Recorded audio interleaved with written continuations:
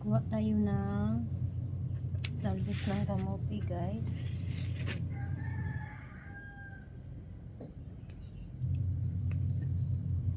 Para ulamin namin ngayon for lunch. Ayan, guys.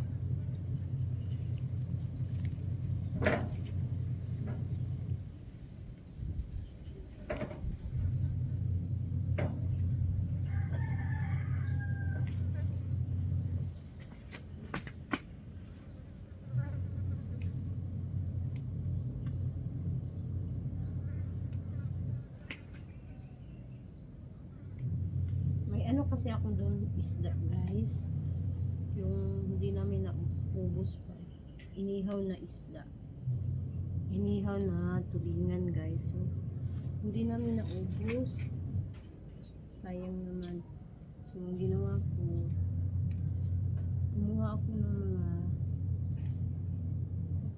tinanim ko dito sa bakura namin. May tinanim naman ako konti dito sa bakura namin. Ganito, okra.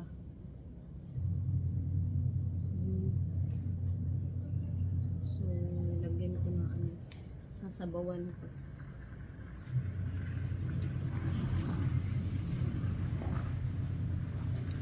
Alas 12 na ng tanghali dito sa amin, guys. Dito sa Pinas.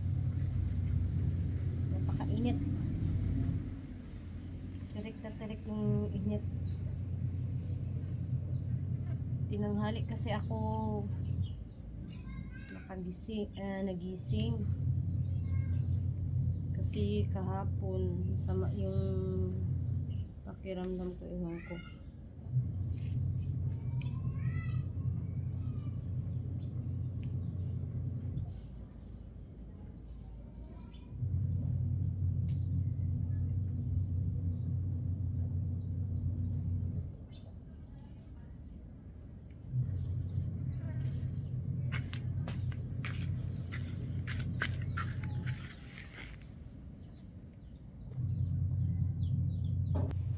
Ito na yung nakuha ko, guys. Ayan yung gulay ko, guys. So, ito yung okra. Kinuha ko dito sa bakura namin. Tanim ko yan, guys. So, simpleng ulam lang. Pero napaka-sustansya. Napaka-healthy, guys. Ayan, guys. Sinugasan ko ng ito yung gulay. Kasama na yung 3 piraso kong okra na maliit.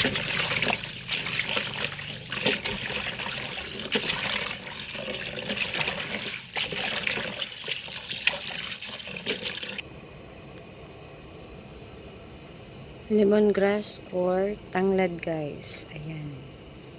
Diyan ko yung kinuha sa bakura namin.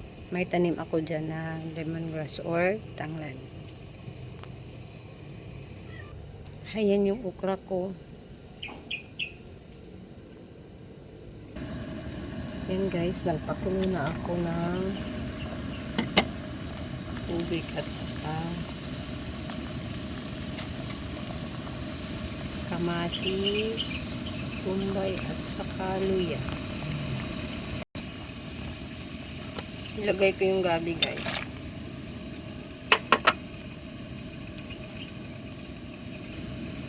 At ilagay ko yung isda. Ayan, guys. Dito na ako sa labas nagluluto, guys, kasi sa loob nangangamoy ulam na yung loob, sa loob ng bahay. Mga gamit namin nangangamoy ulam na. Ayan. Luto na rin yung gabi, guys. Bango-bango, guys. Yung ulo, guys. Gusto ko kasi yung ulo, yung sa isda, guys. Yung part ng ulo talaga yung gusto ko.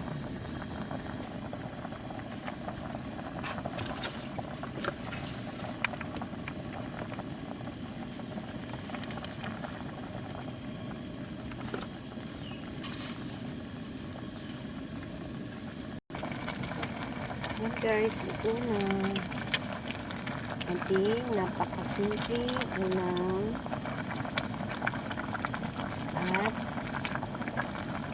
napaka-healthy. Makakarelate lang ito guys, yung mahihirap na kumakain ng ganito.